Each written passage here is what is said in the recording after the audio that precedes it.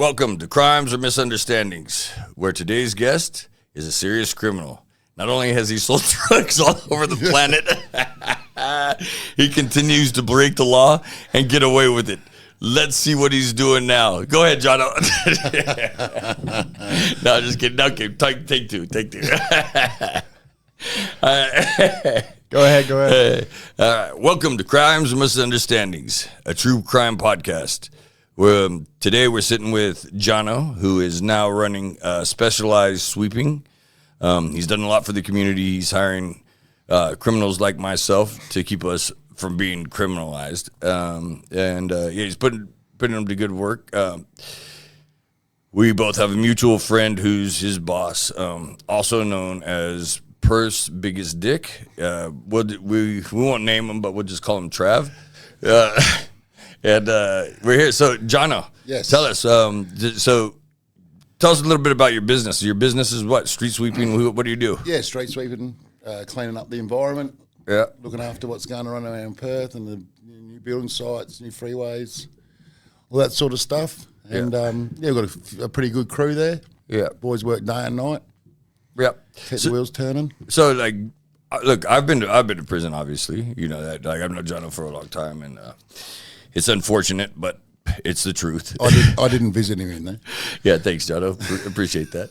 But so as a prisoner, we go in there, and it's weird because when you get out, like a lot of prisoners are entrepreneurial, and everybody's really a criminal. It's whether you just get caught or not. 100%. You know, and the show is called Crimes or Misunderstandings. Man, I broke the law on the way here. I used Google Maps while I was driving. What can I say? You know what I mean? It's called self-incrimination. We try not to do that. You have the right to remain silent, Johno. Anything. It was on the stand on my windscreen. Yeah. Okay. Cool. So anyway, but yeah. So we go to prison, and especially drug 95% of the people that go to prison, I would say, are meth related. They're either in there for selling meth, under meth psychosis, or using meth, whatever, and that's it. Yeah, I think these days it's meth. Back in the old days, I'm an old boy, but people went to jail for other drugs. So drugs are definitely a big part of what people end up in jail for. Well, isn't it kind of weird that everyone could say, hey, you're a drug dealer. So, yeah, I was a drug dealer, but I guarantee you I sold cocaine. I didn't understand it was a crime until I was arrested. I just thought it was a misunderstanding. Turns out it was highly illegal. Yeah. But the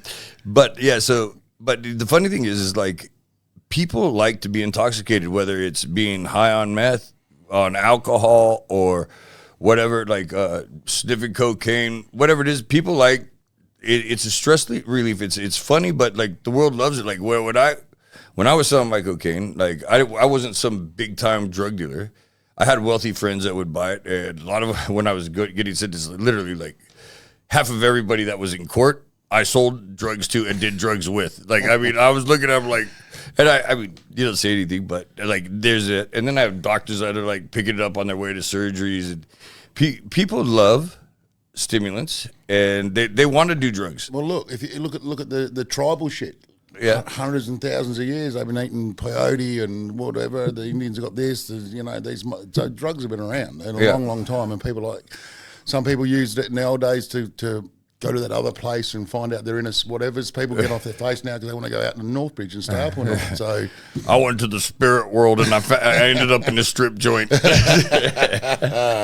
yeah, one thing that's changed, I think, in the last 10, 15 years is this meth shit. It's people's moral compass straight out the window. Yeah, so I didn't know a lot about meth. Actually, I knew cocaine was cool, but I didn't even know about speed or anything. It's weird because from before when I was training all my fighters and stuff. I would take Dexies and painkillers because I had that many surgeries. I had shoulder surgeries, hand surgeries, leg surgeries.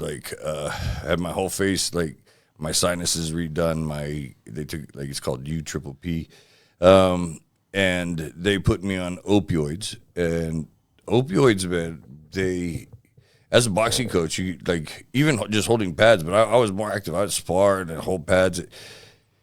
You bang the shit out of your body, and people. There's a reason people like drugs is because it makes them feel good. It makes them come out of their rut. We use drugs for a lot of reasons. I don't particularly agree with meth because I know there's like a meth psychosis and people are able to stay awake for like so many days that they end up doing shit that they don't really plan on doing. Yeah, look, mate, I don't know the stats, but I'd say if you looked at them and went back to when meth was introduced into, let's say, WA, Perth, whatever, if you ran that timeline against the crime rate and the shit, just the dirty crimes, just the fucking old ladies getting pulled up and handbags snatched, and like rape, stolen, all that shit. Yeah, like, I think, look, I'm not saying because I've checked this out, but I reckon I'd say I'd put my money, if I was a gambling man, which I am, I would put my money on the crime rate fucking through the roof. Well, I mean, that's what it is. So we've also got a friend here named Joe. He's from Melbourne. We're keeping his identity secret because he's done time in the Karabuka prison. Where was it? In Thailand, I think this. He dismembered a couple of people that owed him money. But so we're keeping his face hidden. But he was a debt collector for a crime syndicate in Thailand and ended up dismembering. What did you do? You cut off a couple legs? Hang on. When you say dismember, like you mean what? Just cancel their membership? Well, he canceled their legs from the knee down. Okay. Now we're on the same page. Started with their fingertips and worked my way down from there. Yeah. So dismembered each 10 of their fingers members first. Yeah. So listen, I have to give this disclaimer just to protect the guilty. A lot of the stories we tell may or may not be true, but so take this show with a grain of salt. It's for entertainment purposes. But Joe, go ahead and tell us about cutting those people's legs off. Well, it was a sticky situation I got into, but at the end of the day, it wasn't my choice. It had to be done. You get into situations where you got to make decisions. Yeah, it was either me or them. Well, I get that, but like, so you went to collect money, from what I understand, and you cut their legs off. But like, do you get paid by the pound? Like, how do you once you cut the legs off? Like, how do you get the money out of them? Well, the legs weigh more. So yeah, if you're getting paid by the pound or paid by the kilo, depending on where you're at. Okay, we'll go. You end up with more money. Okay, I got you. So, were you able to collect when you dealt pain to these people? Were you able to get paid? Unfortunately, I didn't get paid. Well, I mean, if they don't have the money in the first place, like that's kind of how it works, isn't it? Like, it's such a strange thing because you go into prison. Like I've been into prison, and it's weird because it's like they call it tick in the prison world. They call it tick. Like you get drugs on tick, which means they give it to you in advance. And these guys say they'll give it to you, give you the money. So you've risked your life to get these drugs. You've given them to this guy that you hope is going to do the right thing, sell the drugs. He'll take his profit and give it back to you. I would say more times than not that doesn't happen unless you've got good guys. And then when you go to collect and you walk inside somebody's house and you hit them, I forgot what the charge is called, but there's so many guys in jail that literally they did somebody a favor. The guys ripped them off. They went over to their house, and I know one guy slapped a guy, and he got 5 years. Wow! It's like you help him out with the money. So we'll get back to so what Johno does. Johno runs a street sweeping business, a very good one called Specialized Street Sweeping, and we like to promote a lot of companies that do good for the community. Me being a former criminal, I continue to make money off of crime, but the way that I'm making money off the crime is talking about it and not doing it. So I think that, true crime podcasts a lot of people are interested in this. So what Johno is doing, it's weird. Like I'm entrepreneur. I wanted to open a bar. It's for you Americans, I've got some American people. It's called a publican. You can't become a publican. You can't do finance. You can't have a real estate license. Really, they really handicap you from doing whatever you want, unless you're super creative. You've done your time, but you're still doing your time. Yeah, it's like, it's actually like you're handcuffed. So what Johno does, Johno is like, he's a good guy. Like, he takes these guys and he puts them in a street sweeper. And Trav, we're the guy that we're going to call Trav, the boss, he's a dick. We won't use his real name, but we'll call him Trav. He put me. He's also got a tow truck company.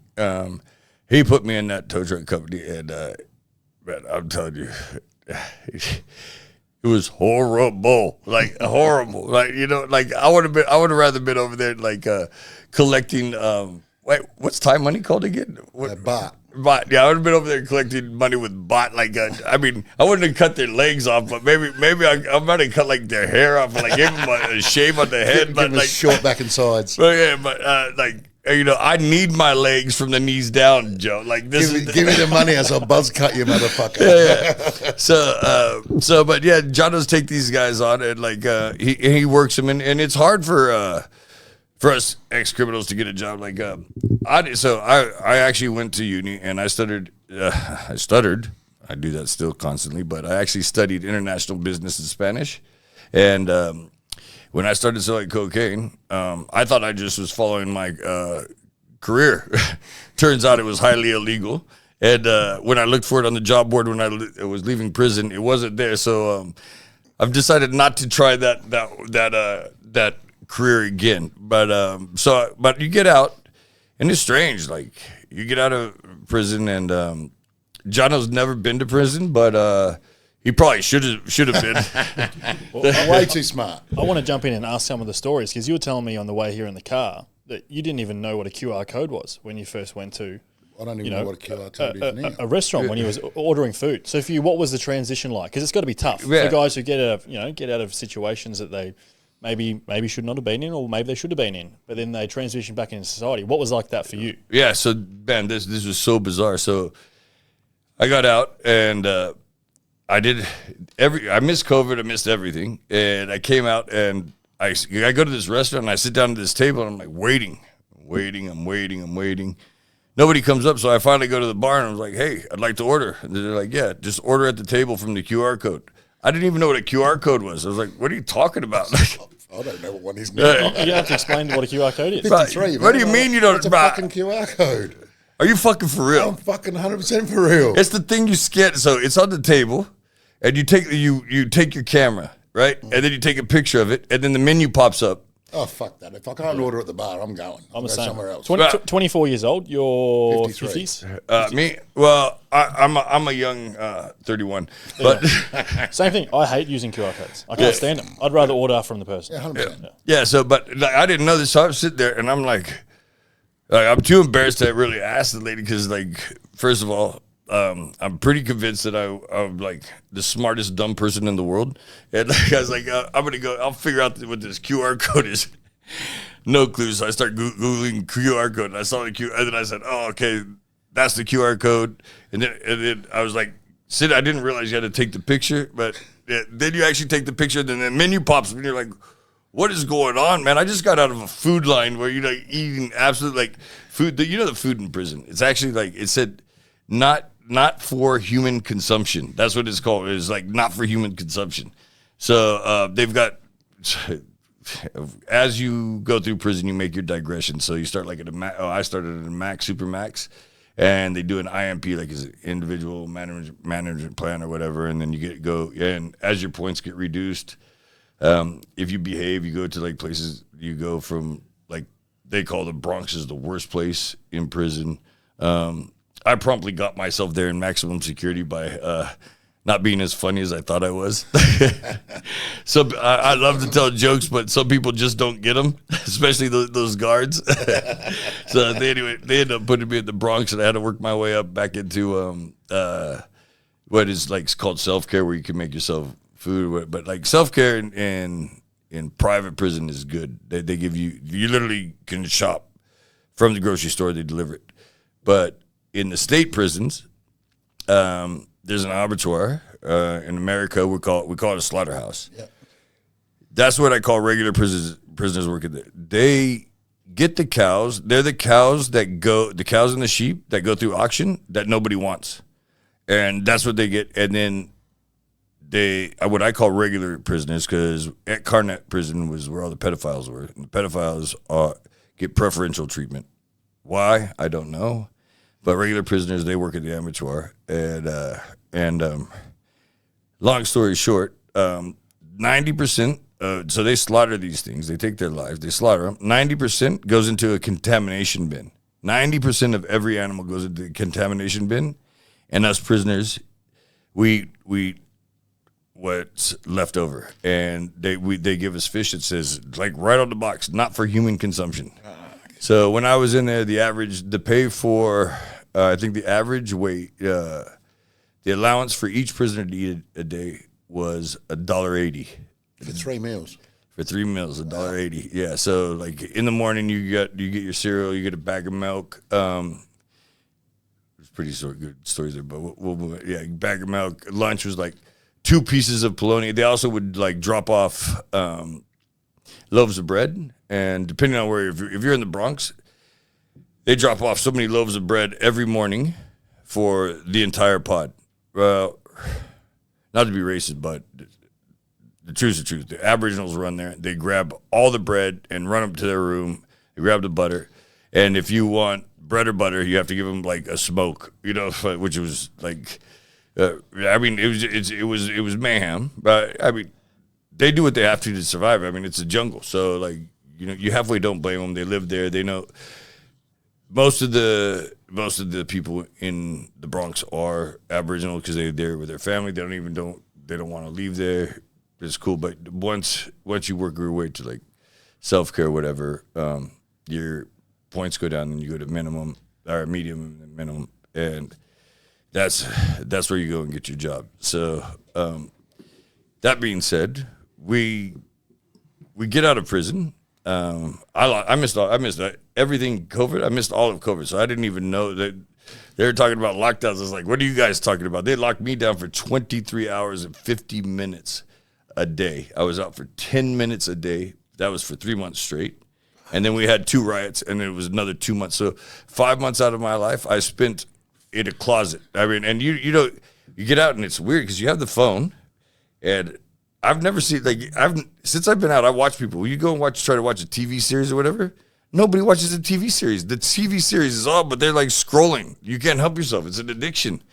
I learned art there, but like just being out, I just realized sometimes you kind of miss it. You miss it.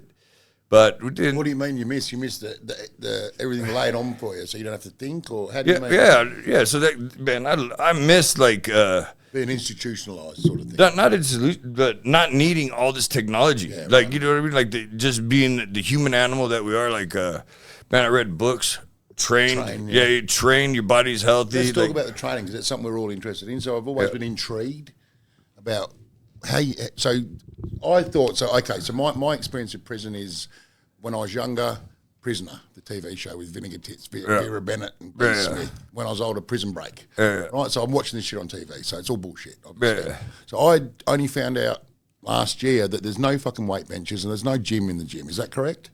Well, no, it depends. So again, that goes through digressions. It's, like maximum security is jungle gym. So it's like what do you mean jungle gym? Jungle gym is like pull-up bars and like push-ups, like triceps, like push-ups. That's pads it. On thongs, I've heard about. That's where you Yep. Bro, you know, I was like I coached like boxing, and everybody knew who I was, and everyone's like, "Can you hold pads?" Whole pads, yeah. Bro, how's your elbows? Nah, fuck the elbows. Mine are fucked. You know the pads. The pads are actually flip flops. Or what you guys call thongs? Flip flops. Yeah. How many mils is that? It's like 8 mil. 8 mil of rubber. And half these geniuses can't even hit that. So you're getting your forearms being like, you can't wait to get to.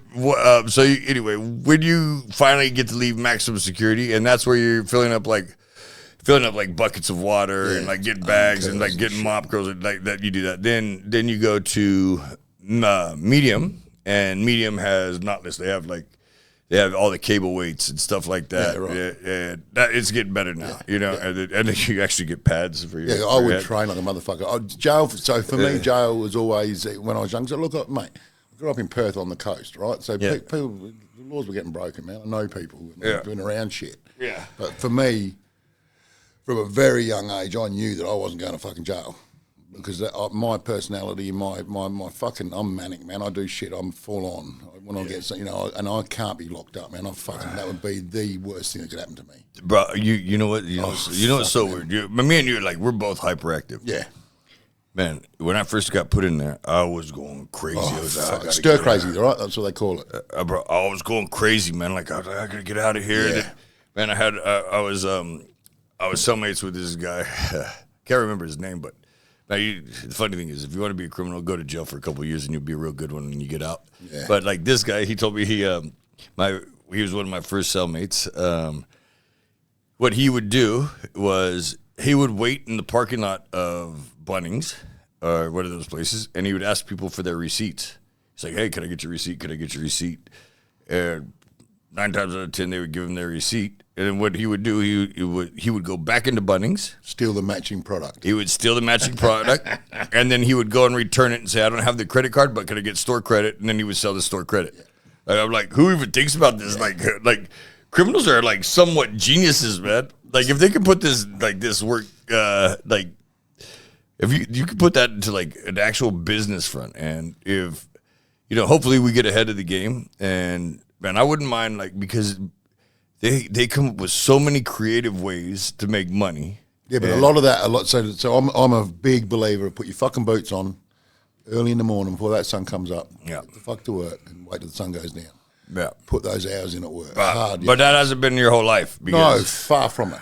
Far from it. So, look, you've battled back from some very hard times. Yeah, I've had some hard times. Yeah, you battled back from some hard times.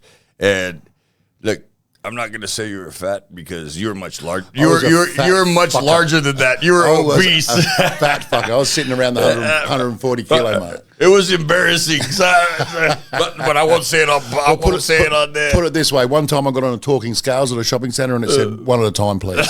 So then I knew I had a trouble. Hey, that's not bad, but leave the jokes to me. Well, mine are at least funny. Here we go. That's so uncool, bro. So, Joe, hey, tell us. So, well, we'll go to. I want to throw a question at you because you've said, throw your boots on, go to work, work hard. Is that something that has always been ingrained in you? Or when I was younger, 100%. And if so, why? And maybe come from a military parent background, and Londoners. Some of they're fucking Londoners, and so these motherfuckers they go to work for the man. They've got any ideas I had when I was younger about anything like want to do this, want to make extra money. I've always wanted money. My parents were always like they were killer. My folks were killer, but my old man was hardcore, fucking slap you around sort of thing. My mum was a fucking angel. But if you had a dream, they would never. These cunts they go to work for the 40 years and get the gold watch at the end. And my dad was military, so there's no money in the military. It's just turn up every fucking day, do what you're told. Yeah. And so growing up, I was on my 13th birthday. They bought me a fucking caravan and put it in the carport because I'd broken out of my bedroom so many times that they couldn't afford to keep putting fucking fly screens in. So I was never going to go along that line of work for the man. But I did. I went crayfishing. I did this, did that, did all these things, and then it just got me nowhere. Then later in life, I had a few injuries and whatnot. Ran around, went up to Indonesia for a while, sending some containers over here with furniture and whatnot, and then our mate he talks about got hold of me and he fucking. He can be fucking hard work. Right. He's helped me. He's changed my life. Yeah, he's a young guy. It's funny because I coached him boxing since he was like 18 years old. The guy is a Donald Trump. I mean, he's amazing. He's worth so much money, but he is also like I call him the son father because he like bosses me around. He's like, "Hey, cunt, you got to do this, you got to do that, you got to do it like this," and then like a lot of times he's hardcore. He's actually a genius businessman, but he's a serious dick. And like I said, we won't give him a name. We'll just call him Trav. But Trav's a serious dick, but he also loves his friends. He's very compassionate. But he is cutthroat businessman. He'll buy you a $10,000 lunch, but try to borrow $5 from him. You got a better chance of winning the lottery. You know what I mean? But like. Did you find any of that work ethic or that talent from sport or boxing? Because I listened to an Eddie Hearn podcast. I'm sure you both know who Eddie Hearn is. A boxing promoter. Eddie Hearn, the big fella. Yeah. He's old man, old school boxing promoter. But he talks about his dad talking about that kind of mindset, and he's from the UK as well, where it's like you go and you work hard. But he talks about a lot of the communities in the UK these days are falling to pieces because they've got no role models in the community. A lot of the kids are going, down these terrible paths. And the reason for it is because the boxing is not getting any more funding these days. But the boxing community for these kids is a great outlet for them. Yep. Did you find any of that work ethic or that proper good environment from maybe boxing or fighting or gym or whatever it may have been? I came into boxing later in life, so I came into boxing in my probably 1920. But I do know people that were fucking... In 1920? When I was 19 or 20. In 1920, I was only 4. 1920, he was 4 years old in 1920. So okay, cool. But I do know people that if they didn't have the boxing... So I boxed out of Wanneroo Amateur Boxing Club years ago. Wanneroo's still around now. It's a different crew running it, but there's an old bloke there, Freddie Treble and Jim Murray, rest in peace. I saw them pull some real fuckwits into line. You know? And the boxing got them there. There's guys doing it now. I mean, there's a lot of guys going to the gym, and then so you got the UFC, you got all that sort of shit going on with the boxing. You sort of push it. If I teach you this shit, don't go fucking knocking cunts out around the fucking. Don't. Man. I think the UFC is a little bit different. They love it. They just go and wrestle everyone, whatever the fuck they do at the pub or something. Right. But boxing, especially in the UK, has been used for years to straighten out the kids. I had one example. I got one bad example when I lived up in Lancelin years ago as a cray fisherman. There's a kid up there. He's a machine. He's young. They school teachers. I trained them in a boxing thing, like trained them in a boxercise for the women. Up there to keep them busy and keep me busy.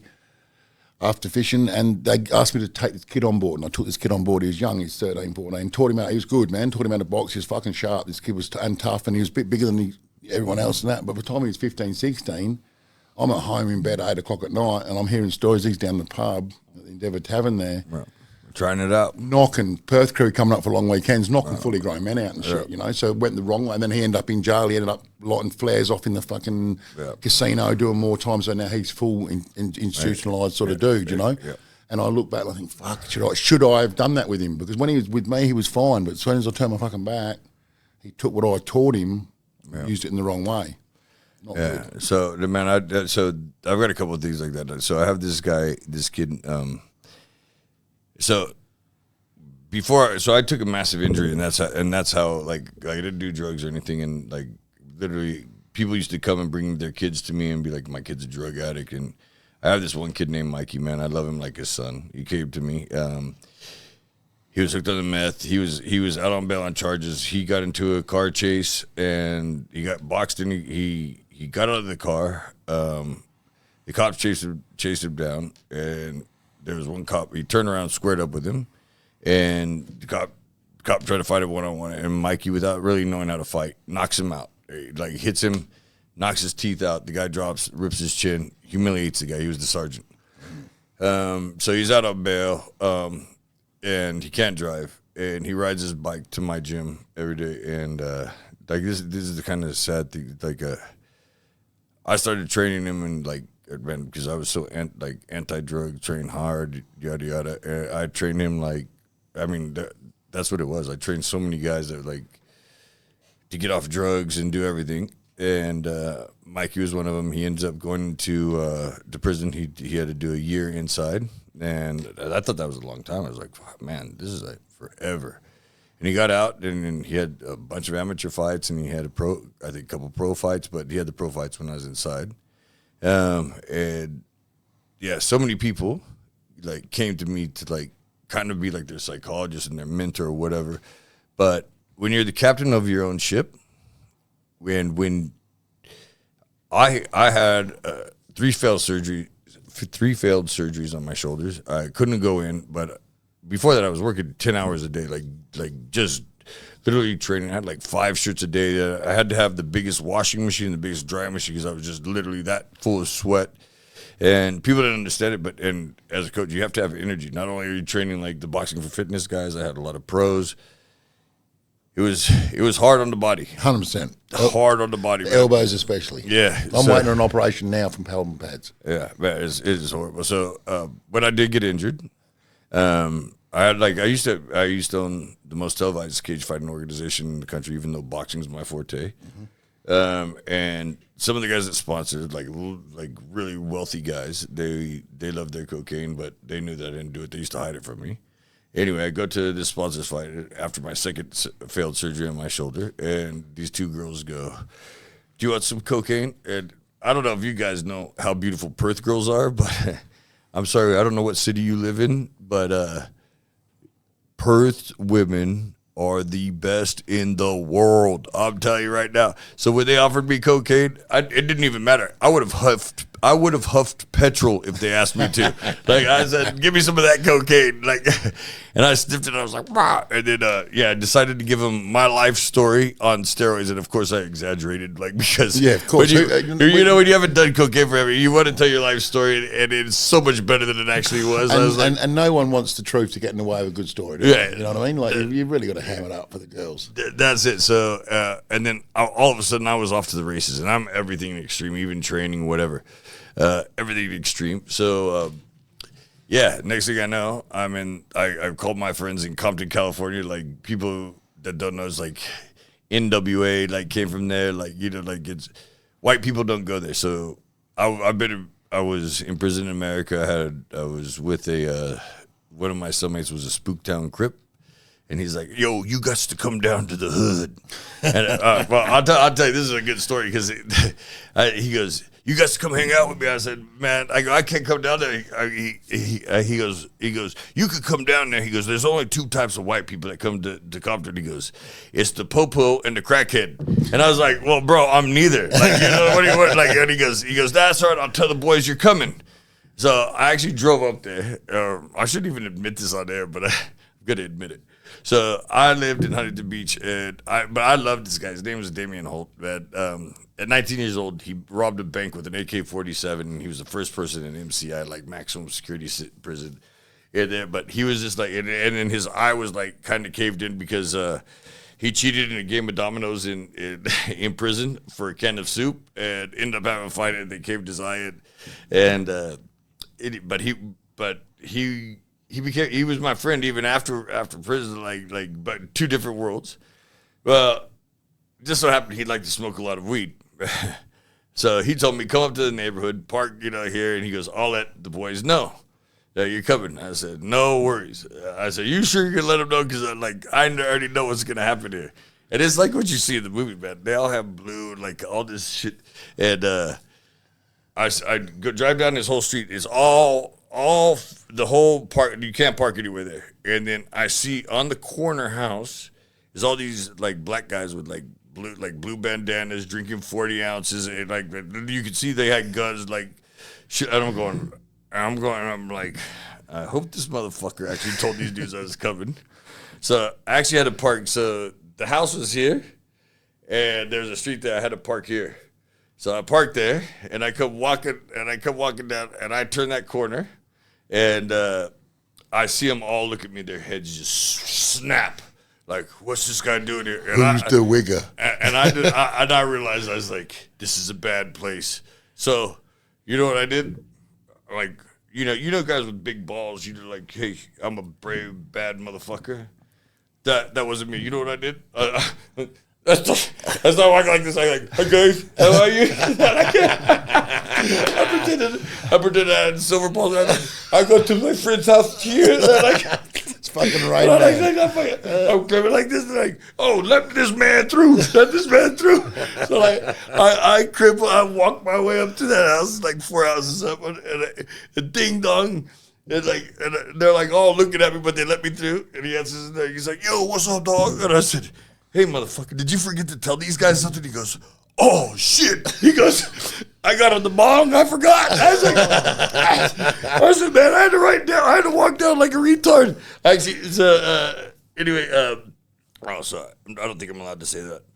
I walked down like a retard, but whatever. Bleep it, whatever. So anyway, he's like, come on and come meet the boys. I was like, I can't. I saw they have guns.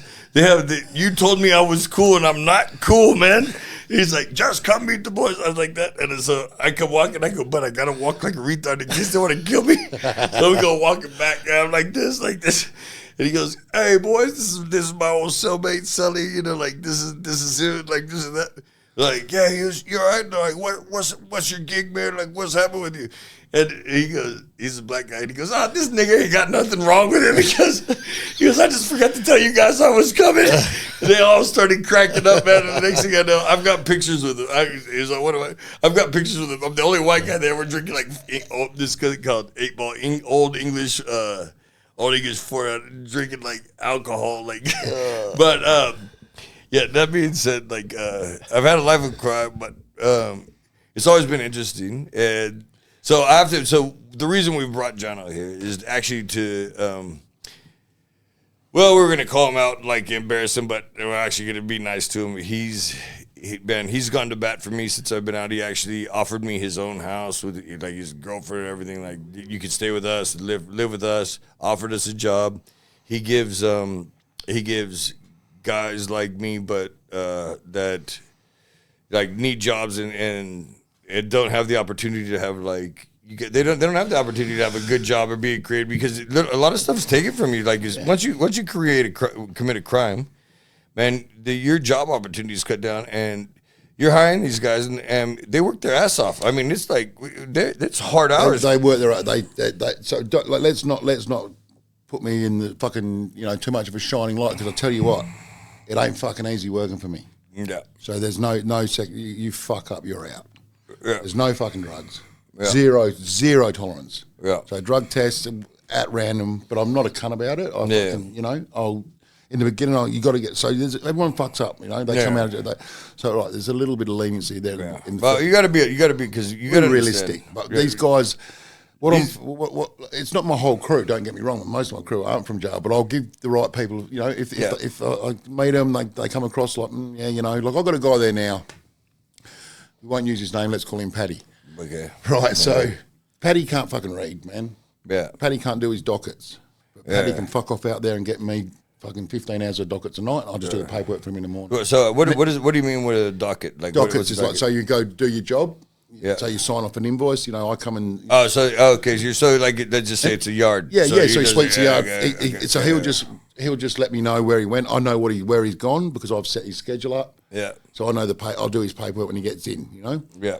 But he'll come in, mate, any time, day or night. He's a fucking soldier. Yeah. You know what I mean? And he had no hope. Yeah. He had no one was going to put this guy. So he's got his teeth are fucked. Right. He's made his own fucking false teeth and shit out of some. I don't know what the fuck. There's no lines or anything, and they're just white. He's made his own teeth. He's made his own teeth. This guy's he's a jet, man. I want to meet this guy. This guy's if you can make your own teeth and wear them, bro. They fit in pretty good, man. This is entertainment. That's next episode. Absolutely. So he hasn't got the goldies like I'm running, but he's got this fucking white thing there. But so yeah, I've had a few that haven't worked out. And they won't. Yeah, they won't, that's right. bro. Some guys, and that's why I asked you before when you mentioned before about the fellas that are in with their families or whatever. So I've met people that just needed to go back to jail, man. Yeah, they couldn't handle the fact that they had to get up and go and buy their own milk, or had to get up and get themselves to. This wasn't going to happen. Yeah. So the few crew. So look, don't get me wrong. I don't run like a fucking. A billboard out the front of Casuarina prison that says, you got parole, I got a job. Like, not at all. People bring people to me, so I don't advertise it. Yeah, that's it. But so the people that are bringing these people to me, whether they be a family member or a friend or whatever, they've done a little bit of the vetting for me because they know I'm not going to put up with any shit. No. So if you come to me as a favour, I expect more out of you than I would some dude off Seek. He's come in off Seek, got his job, give me his resume, all that. You know what I mean? But if I'm taking you on board, I fucking expect. Yeah, that's it. But you know it's so crazy. So again, we're not gonna. We'll call our boss. Like, he was also my boss. He forced me into a tow truck. He's like, you only get paid if you do tows, and then like gave me a truck with no air conditioning in the middle of summertime, and like that would have been deliberate. And I had pneumonia, and he's like, get it. You can be sick in the truck, or you can be sick at home. And I was like, I'll just be sick at home. He goes, no, you won't. Get over it. So I worked my first 3 weeks. I think my first 3 weeks, you only get paid if you get tows. I worked my first 3 weeks. I made $800. I'm like, bro, I came from selling cocaine. I used to make like. I would bring I'd sweep $800 off the table. Yeah. Like I wouldn't pick up. I would like people tell me to come pick up $100,000 because when I was hungover and I said, man, I just can't be bothered. And so I've now worked for 3 weeks for $800. But he did like I got out of prison and I was like, hey, can you make sure I have a place to stay? He's like, yeah, I've got a place for you to stay. And I was like, don't fuck, because you can. He's hard love, isn't he? He's hard love. Yeah, 100%. But he's got your back. He's got your back 100%. And I was living in a closet. You got to remember, I was living in a closet for 3.5 years, and especially in the detention center, it was a violent closet. Like, well, prison was violent, but I've heard that. I've heard the detention centers are worse. So I mean, it's well, I'm the only, I was the only American in there, and the funny thing is, there's like a lot of child soldiers, a lot of Muslims, and like all this stuff, and so it's almost like a jihad camp. They're like, America is the devil, we're infidels. Yeah, so I'm telling you, like, it's stressful. And I get out of prison. I said, are you sure? He's like, I've got a place for you. I said, cool. This guy, he's 33 years old. He's beyond smart. He's wealthier, like more than you'll know. And I said, well, where am I going to stay? He goes, relax, I got you. He takes me to a house in Hillary's, which if nobody knows where Hillary's is, it's oceanfront in Perth. It's got 8 bedrooms, 4 separate cooking areas, pool table, and he's like, here you go, this is where you're going to stay. And I'm like, what? I'm staying in this place by myself, just coming out of a closet. And then he goes, and I'm having a party for you tonight, and I haven't been around people in a long time. And I'm like, man, and he's like, tell him some stories. And I'm like, man, this is the most uncomfortable thing I've ever done in my life. And then, I stayed in that. It was weird because, you know what, he's such a good guy. Well, actually, that's not like, he's an absolute dick. But I'm sorry. What do we call him? Travis. We're calling Travis. Yeah, I forgot we're Travis. Sorry, Travis, if you're listening to this. You're an absolute dick, but that's what Johno was telling me before the show. But I don't agree with him, but that's what he was telling me before the show. Anyway, he put me in there, and like he's looked after us. But then, he tortured me by putting me in the tow truck. So and then, like, while I'm in the tow truck, I'm sitting at this place, and this guy pulls up, like, with another guy. He pulls out a knife. The other guy has like a gun but not showing it, and he's like, hey, you cannot park here. Like, this is shit. Like, what are you talking about, man? And he's like, you can't park here because it's like hardcore, like tow wars or whatever. And I was like, bro, relax. He goes, and I'm plus I hear you talking shit. And I said, man, I'm not talking shit. I go, I'll just tell funny stories. But at this point, I've made $800. I live in a mansion. But I work in a car in the middle of the summer with no air conditioner, and this guy named, we'll just call him Chris Mack, but we won't say his real name. His name is Chris Mack. He's an absolute dickhead. Like the hardest guy to work with you've ever imagined. Like, he's memorized. There's a tow truck book, and he's memorized it. And then put it on steroids, and I've got like pneumonia. And I'm sitting in there. So the third week, so now I've worked for 3 weeks. I've made $800 in like, so I'm at Fahrenheit. I'm talking like 100-something plus degrees. Like, it's like 33 plus degrees. And when people don't go to school, they don't crash. Like, when there's no school, there's no crashes for some reason. Is right or not? Yeah, 100%. Yeah, so I've sat in this car. I've listened to this guy bust my balls for hours while I've got pneumonia. I've gotten pulled over and put a gun and a knife pulled at me, and he's like, calls a meeting. He's like, let's go. He goes, because he knew I like boxing. He goes, hey, we've got like 20 of like these like bad dudes there and all this shit. And he goes, listen, you're here for a reason. He goes, next time they pull a gun and a knife on you, you knock them out. I was like, what are you talking about? I said, what are you talking about, man? I said, hey, so I've worked for 3 weeks. I've made $800. I'm pretty sure that's lower than Ethiopian's minimum wage. And you want me to go to a gun and knife fight with my fists? I was like, I'm in. That's our boss. We won't name him, but we'll just call him Trav. John, let's say you got Grady coming in. He's just come fresh out of prison, and you got his family, or you got Travis that's vetted for him because you know him, and maybe a guy that hasn't come from prison and he's just you know, you don't know who he is or where he's come from, but you know someone that's vetted for him. How do you then vet for them? Let's say Grady comes for you right now and he goes, yeah, I know Travis. You know Travis. He said that I can get a job. What are you vetting for?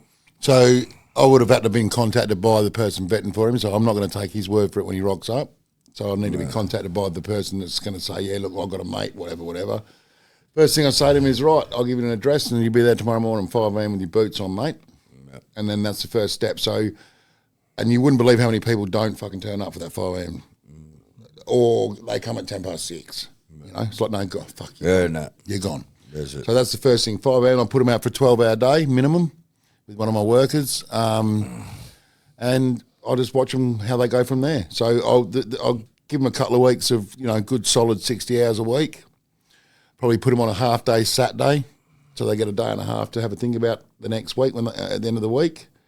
If I get through a couple of weeks of that, I'll start backing off and bring them into the fold a bit more. But if you can't get through that first grind, if you fold or if you ring me up and your fucking goldfish is eating your homework and your dog's pregnant and you can't make it because your fucking cars won't start, I don't know. Don't give a fuck. I fell down and smoked meth. Yeah. Slipped over into a bag of fucking gear or whatever the fucking... Yeah, so...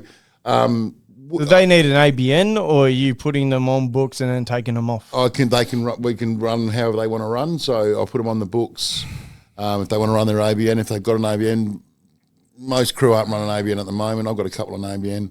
Put them on the books, put them on a contract, put them on a 3-month probation. And get them out there. So most of my crew have got a HR license. So I've got there's a few positions I can run without the HR, so they're driving trucks, and so that's why I've got a zero tolerance for the fucking drugs, because if you're in a street sweeper fully loaded on the way to a fucking tip-off, you'd have to be 8 to 10 ton there. So you're a juggernaut, and you fuck up, you know, because you're off your fucking face. Not happening with me. Yeah.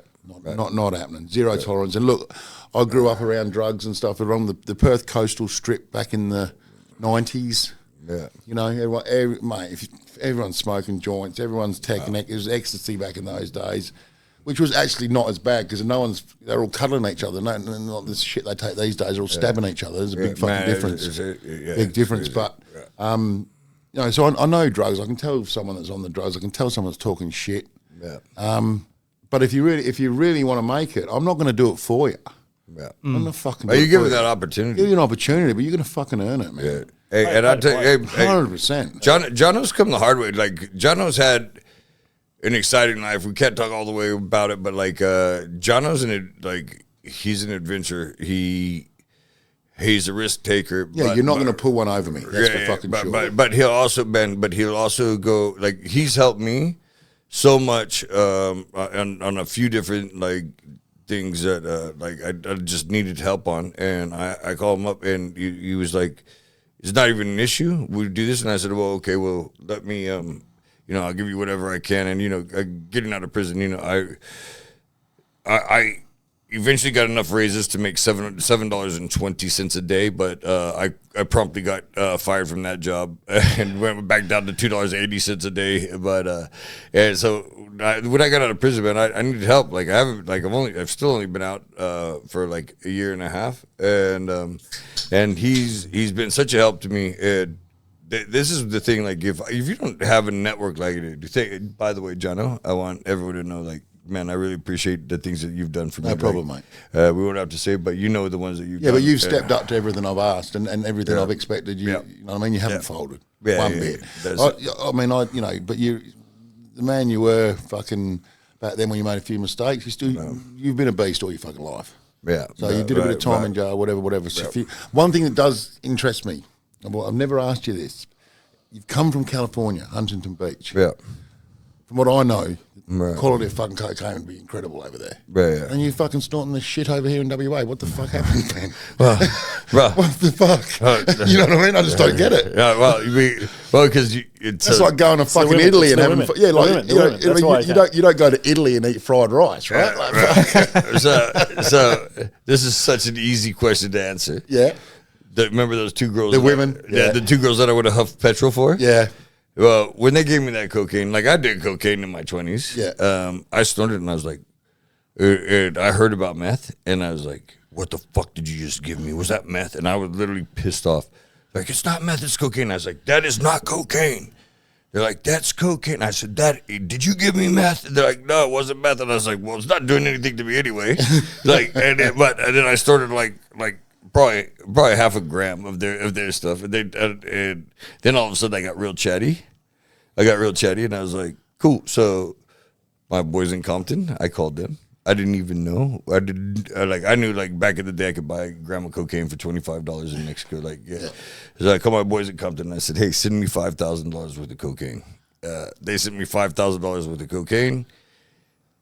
I'm a pretty good gambler. I won a 400-man blackjack tournament. I've done really well in Baccarat. I've won 2 satellite poker tournaments. Like, I wasn't on the Black Tier Crown Casino, but I was top 5 platinum players, and so I lived in the Infinity Suite. The Infinity Suite is like the best. It's like a 4-bedroom. It's a 4-bedroom hotel room. Yeah, have you been in there? Yeah. It's got a cigar room, everything. So I lived in there. So I just put this $5,000 of cocaine on the table. And it's like a rotating table, and people are like, can I take something? I was like, yeah, take something. And then this lawyer, criminal defense lawyer, by the way, he goes, can I buy an ounce of that? And I was like, how much is an ounce? And he goes, it's like this much. And I go, well, how much you want to give it me for it? And he goes, I'll give you 10 grand. And I was like, 10 grand? I was like, take 2. I was like, take 2. I didn't even know, I had no clue. And then from there, then I started realizing, I was like, I don't have to get my ass beat for people. And I've got this cocaine, and it doesn't taste like the Perth cocaine. Yeah. It's like when I got arrested, it was 89% pure. Which is twice as good as what would be around here. Yeah, it's actually average purity of cocaine in Perth is 20%. Yeah, fine. So mine was 90. Yeah. And so anyway, I was able, listen, I know this is on film, but I've got a face only for radio. but I was able to coerce many beautiful women, probably the best looking women in Perth, including the mother of my children. I got 2 kids. I have the 2 most beautiful kids because of cocaine. She loved it so much. I had sex with her after an hour. She's like, your cocaine's so good. Have this. So I was like, all right, cool. So anyway, but she was that beautiful, but she's crazy. But she's a good mom, and so at that stage, you don't actually think you don't feel like you're a criminal. You're breaking the law, do you? You're just having a bit of fucking fun, and that's how it starts. Bro, I feel so exactly. You start. It's invincible, right? Yeah. You feel invincible. Like you said, you feel invincible, and then easy all of a sudden, money, and then I couldn't go back to my gym because I was on workman's comp, and they've got the news articles and stuff like that. I was on workman's comp. I was getting ready to get a big payout, but I was making huge money at the gym. Like I had 500 members, and it's not like $9 a week membership. They're the cheapest membership was $80 a month, and up to 190, and I have 500 members. I was making good money, but I was like, I don't have to do 10 hours a day. I don't have to do anything. I don't have to do 10 hours a day. Insurance is going to pay me. I'm selling cocaine. The most beautiful women in town are throwing themselves at me. The coolest people in town are wanting to hang out with me. I've got the best hotel rooms. This is great. And then all of a sudden, it got a hold of me. Yeah. And I was... Common story. Man, it got to the point that I didn't have any energy. I didn't have any energy to get out of bed. Literally, I started I checked myself into 2 rehabs. I got kicked out of a rehab, Hollywood Rehab Center because, I went there. So they gave me my first warning because they also have girls with anorexia and they have these things in their nose and stuff like that. And they're I didn't see it, but there's a sign there if you don't have an eating disorder, don't sit here. So I sat there anyway, and I was eating, and then all of these girls with these nose tubes pulled up, and I just thinking I was funny. I kept asking them if you were. I go, are you gonna eat all that? So they didn't think that that was my first warning, and then they're like, you've got 2 phones, and I was like, yeah, one's for heroin and one's for cocaine. But that was like, again, just trying to be funny, and I got kicked out for it. So I tried the rehab thing. Eventually, the only thing I could do was go to prison. Like I actually, the day before I got arrested, I prayed to God. I said, "Hey, God, either kill me or get me arrested." And literally the next day I got arrested. They had replaced. So I was bringing over in shipments. It was funny because this one was brought the shipment over in a plastic duck. Like I have one of these guys, they shipped it over in a plastic duck. Like, and they would like tape it. They would do everything, like make it look like batteries. So they taped it in a place. But I had them send it to a guy's place that I knew was FIFO, and he was out of town. So they sent it there. I let it sit for like 3 days. And I said, it was my daughter's first birthday, was literally like right at that time.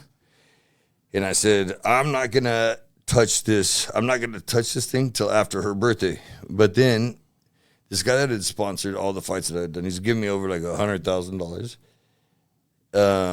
He actually tried to commit suicide. And I went and saw him in like Joondalup like the mental facility. And like it was over family things. And his brain altered. And all of a sudden he went from like a business owner to something less, and like his like I don't know how to explain it, but it's heartbreaking.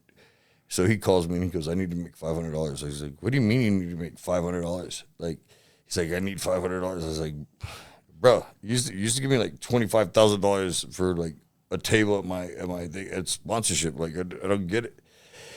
And so I didn't feel right about this package, but I said, "Okay, I'll give you $500. I said, I had him hop in the car, and I drove by, and I said, "You see that package outside that door? It's been sitting for 3 days."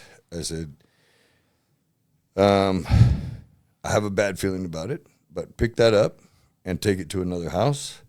I'll give you $500. And I go, "But if you get caught, you're probably going to do a couple years in prison." He goes, "No problem." Well, the guy, I love him. He's a good dude. He picks it up, drives to a grocery store, like very close to my house, like literally 4 houses away, gets out and walks to my house and says, "I've got your package." And I'm like, "Why did you come here? Get back in that car and go take it to the address I told you to take it to." So he's taking it to that address, and he's got that address, and we've waited, and I made him wait a couple hours. And I said, "Man, it sat there for 3 days. He's now picked it up, taken it to this other house. We're sweet." But I ordered an Uber, took it around. It's Ocean Reef, and it's a cul-de-sac. Ocean Reef is like a main road. Suburb.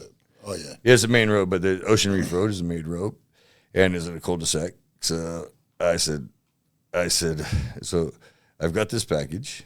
I've had an Uber come and drop me off, and you know how they have those little walkways. It's like literally like a walkway from the main street, like through into a cul-de-sac. I walked through that. I didn't see I searched the neighborhood. I didn't see anything.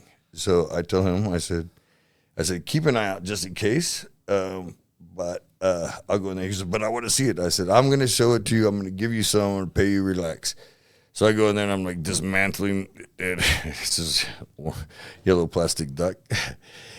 Anyway, I'm getting ready to I get into it, and I'm just getting to the package, and he goes, "Grady, they're here, go." And I was like, "What?" And I hear all these cars. So I grab this plastic duck.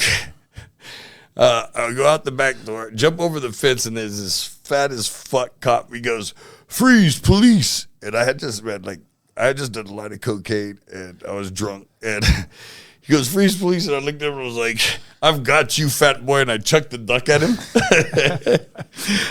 So then I ran. I jumped, like literally. I thought I was in the Matrix, man. I ran over, right across the street, and I see it. Then like a fit cop coming like this. So then I jumped over this guy's bonnet into a backyard, over another backyard. And remember, the night before, I prayed to God to get me caught. Yeah. I was home free. I went to jump over the last wall, and pop, my hamstring pops. I mean, it literally popped that fucking bad. It was crazy. And then I saw a shed. I was like, I'll go hide in the shed. The shed was locked, and I was like, oh shit, the shed's locked. And then I went around to the other side, and man, when your hamstrings pop, man, it's excruciating. It's not like it took 2 years to get over it. It's excruciating. Anyway, to go to the other gate, it wasn't there, and they have these 2 Labradors. They're not like pitbulls, but like trying to like play with me, like whoa, whoa, whoa. Like I'm like dropping tennis balls at my feet, and I'm like, fuck off, dogs! Like stop fucking stop barking at me. But so anyway, like after like 20, about 20 minutes, I see this cop peeks over and he's like, get down on the ground. And I was like, man, I can't. My hamstring's fucked. I'm happy to get he's like, get down. He jumps over the thing and he like grabs me by my shirt, like he's trying to throw me down. And I'm a big, strong dude. I threw him like a redheaded stepchild. Like I think his body imprint's still in the side of that house. And then, like, he's like, get down. I say, bro, I've popped my hamstring. I can't get down. And I keep just ragdolling this guy because he's like, when you have that injury, you can't move in a certain way.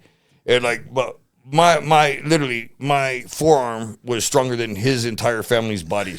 Like the guy felt like a 3-year-old kid, like, just throwing him around. Like, I was like, how does this guy even be a cop? Yeah. And then all of a sudden, the girl cop comes in. She's like, get down, get down. I'm like, I can't. My hamstrings pop. Like, I'm trying to tell him. And then the fat boy that I said, I've got you, fat boy, comes in. And they slam me on the floor. I had sunglasses. They slam me on the floor. My sunglasses split. My shirt's ripped. And then he's George Floyding me. You know George Floyd, the black guy in America where they like put their knee on his neck until he died? Yeah. He's George Floyding me. He's got his knee on my neck. And he's like, who's the fat boy now? I was like, you are fine. Give up. That's it. But like, anyway, they took me into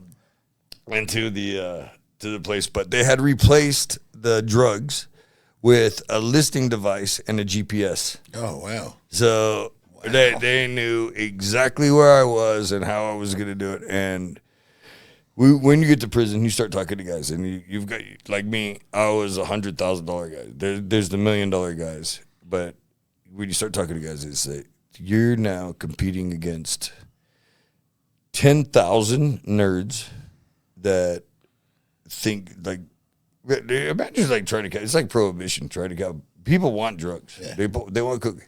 I don't agree with meth because I just see like they go through psychosis, but half of that courtroom that was sentencing me used my drugs with me at party. You know what I mean? Like, people want drugs. Like they want it. They do it. It's a weekend thing. Like it got a hold of me because I was selling it. That wasn't good. I had to go to jail. I appreciate that. But they wanted that drug. Anyway,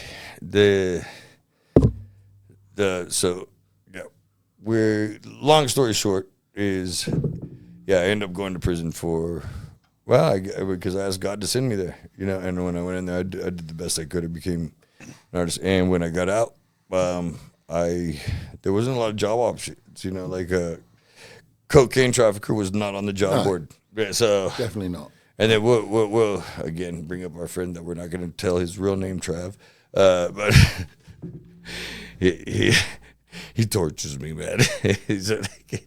I swear to God, I adopted him and then I tried to return him to the orphanage, and they said there was no returns. So, but yeah, we got out, and now we're doing this. Like, you know what? We don't need to sell drugs. We don't need to sell drugs, but it's hard for us to get a job, and then there's guys like you that understand, and you've had my back even since I was inside. You told me, like, hey, come live with me. Gave me we had the pro board came and checked out your address and all that, and then I got out, got a job with we'll just call him Trav, doing tow trucking for I think less than prison pay, but I lived in the mansion, so it was cool. It's cool. It was cool, and then you've helped me out, and now I said, hey, you know what? Crime pays, but pays to talk about it, you know, and that's where we're at now. And to give people out there the idea, maybe, you know, if you make the fucking effort, there is another life after crime. Well, man, after drugs. Man, there's so many entrepreneurs. All you got to do is go into Snapchat and look at prison hacks and look at what these guys come up with. 100%. But they're geniuses. Yeah. Like if the government could actually understand that, there's the users, and then especially the guys that are like the top guys, they're creative. They're ambitious. They know how to make money. They're fit. Like I don't know, like Joe. So we'll just call. Are we still? What was it, Joe? We're calling you Joe, right? Yeah, Joe. Joe is a fitness freak. He started. Well, I guess you probably been fit your whole life, but how's your fitness? Tell us about your fitness, man. Like after prison. Well, my fitness started from being too small. Really, at the end of the day, Yeah, I was right. young, skinny guy. I've had kids brought to me. I was going to say that before about the kids, the trouble kids, but I've also had kids brought to me that were getting beaten at school. Yeah. So the parents are bringing him in, teach the motherfucker how to look after himself. Yeah. So I can understand where you're coming from there. That was me. I was 20 kilos lighter. Yeah. 5 years ago. Yeah, right. Yeah. So for me, it was I don't want to be the tall guy who's too skinny. Yeah. Well, that's what I was.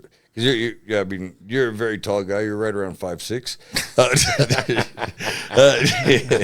But I. By the way, I think I might have got sidetracked when I was talking about Mikey Warren and a long time ago that I really feel like he's one of the main guys I let down because I was like the captain of my own ship, and when shit went down, there was nobody to talk to. Yeah.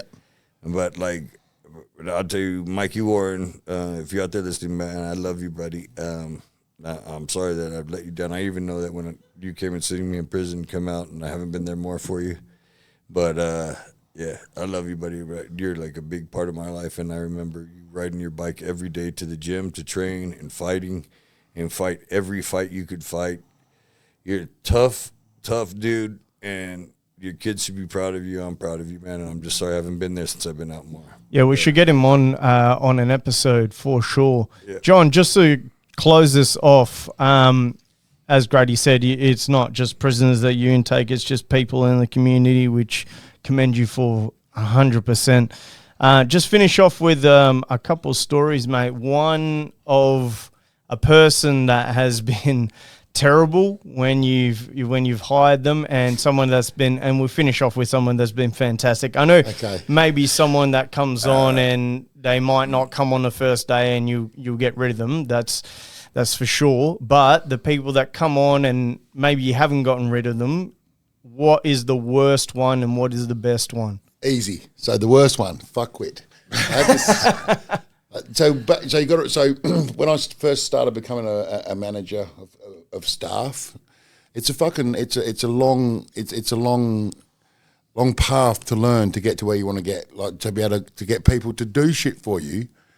All right, because that's what you're doing. You're managing these motherfuckers to go and do what you want them to do, without fucking. You give them a paycheck, but no one's ever paid enough. Right? You know what I mean? So you got to. So early days of my management, where I wasn't recruiting regularly. So I'd get to a stage where, fuck, I'm short of drivers, I need to get Now I've run recruitments non-stop, right? So I never run out of fucking drivers. But back in the day when I wasn't on my money, or when our friend hadn't taught me what he's taught me, and so I had motherfuckers where I had to keep them on because I had the jobs and they'd learned to drive the truck. They had nothing else going for them. So my best one wasn't far from here, down the road in Belmont, this motherfucker. I hope you're listening. I'll fucking kill you if I ever find you. He drove a fucking... Hey, hold on. Hey, we're going to scratch this because, like, remember, a good criminal's not one that, like, says what they're going to do. Yeah, What do you mean he's going to take him to church? Okay? Yeah. Anyway, so he drove his fucking sweeper truck through the front of a house on a night shift. And the matter of the fact that he lived in the next street, so he just fucking got out of it and walked off, and I never heard from him ever again. Well, he left the truck in the house. In the fucking front of the house.